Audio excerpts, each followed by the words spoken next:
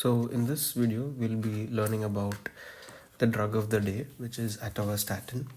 So coming to atorvastatin, atorvastatin's mechanism of action. So where does atorvastatin act? So mainly atorvastatin acts in the liver. Now how and where does it act? When does it act? I'll be explaining right now. So in the liver, uh, what happens is, our liver needs to produce cholesterol.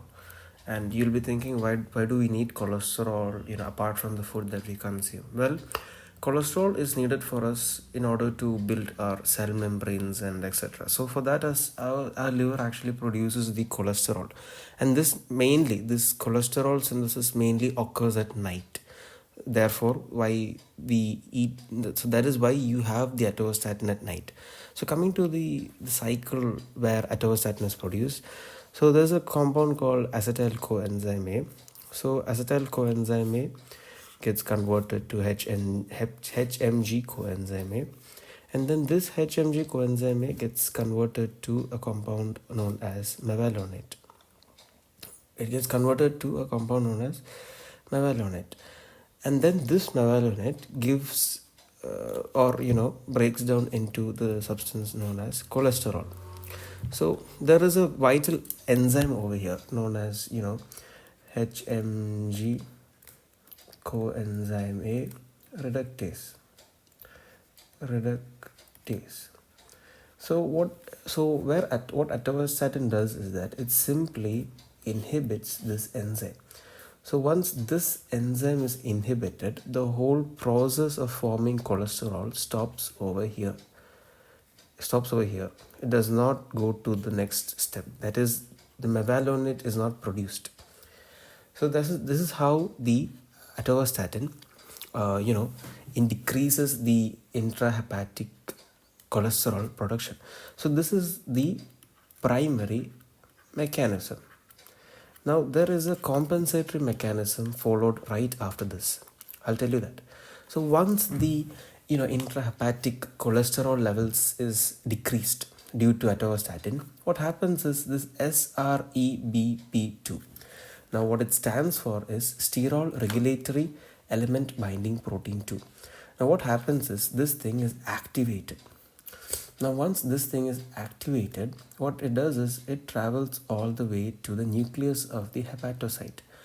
And then what it does is it activates or it triggers the production of receptors. Now these aren't normal receptors, these are LDL receptors.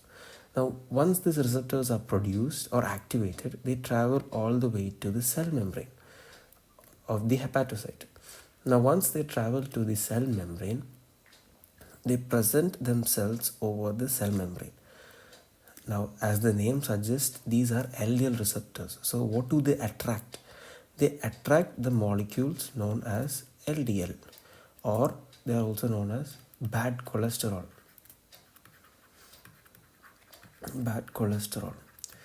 So what happens is, this is a blood and these LDLs are flowing through the blood.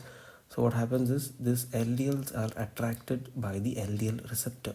So all these LDLs will be attracted over here, they will be collected. Now what does it lead to? It leads to an increased LDL clearance, or in other words, it leads to serum lipid reduction. That is how the compensatory mechanism of this atorvastatin works. So when both of them gets combined, what happens? When both of them gets combined, the LDL level in our overall body gets decreased.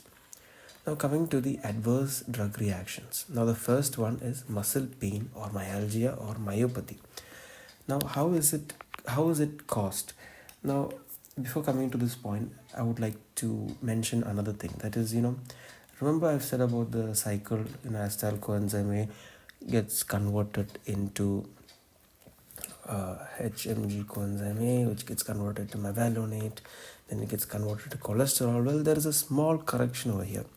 It doesn't just get converted into cholesterol. There is also many other things which gets produced from the mevalonate, and those are the ubiquinone and isoprenoids. These are very important as I come to the topic of ADRs. So coming to the first one, which is, you know, muscle pain or myalgia. So there is one over here called ubiquinone. So we'll be talking about ubiquinone over here. Ubiquinone, this one. So what happens is, what happens over here is that, one second. So what happens is, in the mitochondria, there's a cell and then there is a thing called mitochondria. The mitochondria is the powerhouse of the cell. So this mitochondria has a thing called electron transport chain, and this electron transport chain is responsible for the energy production in mitochondria, and for that this ubiquinone is a very important substrate or a very important vital component. So as you know, as mevalonate is inhibited, what does it inhibit? It also inhibits the production of ubiquinone.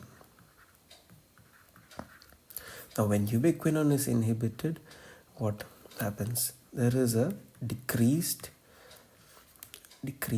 energy production in mitochondria. Now when this happens in a muscle cell, what happens? When it happens in a muscle cell, you get the following symptoms. So this is how it works in, this is how this ADR is caused. Now coming to the next one, which is elevated transaminases. Now remember I've told you about the SR, remember I told you about the SREBP2 and all.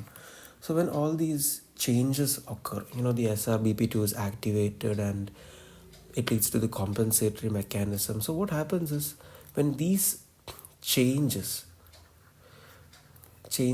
within the cell, that is hepatocyte, occurs for a long period, occurs for a chronic period, what happens is that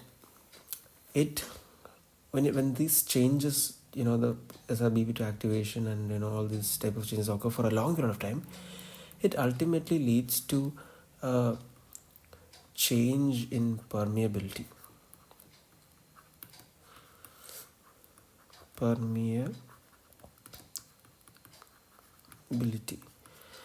So when this change in permeability happens, the hepatocyte cell membrane becomes what? It becomes more leaky. And when it becomes leaky, what happens? The enzymes present inside the liver. And what are those enzymes? Aspartate transaminase and alanine transaminase. These enzymes leak out of the liver cell. That is what happens over here. Now when you come to the last one, which is hyperglycemia. Now how is hyperglycemia caused?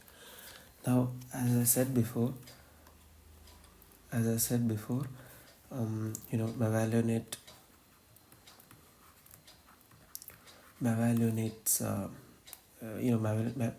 gets inhibited. So when it gets inhibited, what does it also inhibit? It inhibits isoprenoids. Now what is isoprenoids useful for? Isoprenoids also get inhibited. That is true. Now what is it useful for?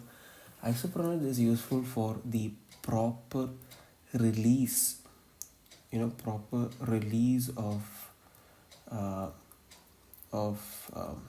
insulin. Imagine this is insulin and this is a beta cell of pancreas which secretes insulin. So isoprenoids is responsible for the proper secretion of insulin from the beta cell. Now when isoprenoids are inhibited or isoprenoids production is decreased, what happens? It leads to a decreased secretion of the insulin. This is how it happens. This is one of the mechanisms through it works. Second mechanism is that as I told you, the cholesterol is responsible for maintaining the lipid bilayer of the cells. Remember what I said? So where is this receptor, this insulin receptor present? It is present in this bilayer. It is present in the membrane. So when the cholesterol levels, when the cholesterol is decreased, when cholesterol is decreased, it leads to the unstable membrane. So when that happens, it can also affect the receptors present over there. So what happens over there? It leads to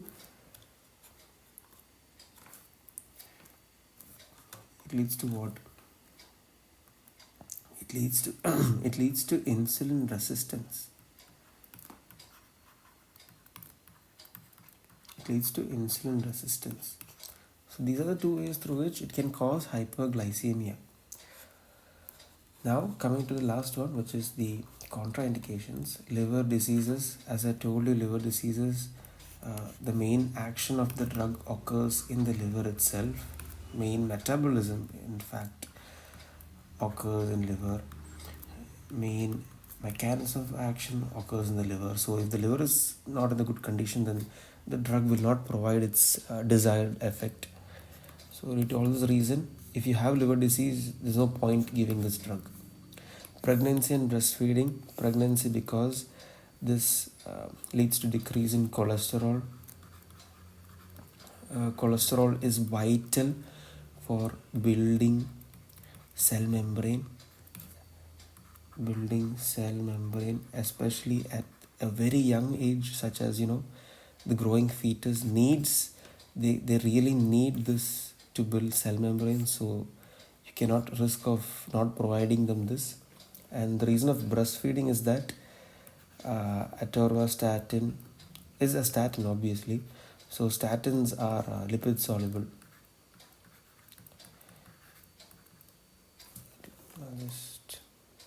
So statins are basically lipid soluble.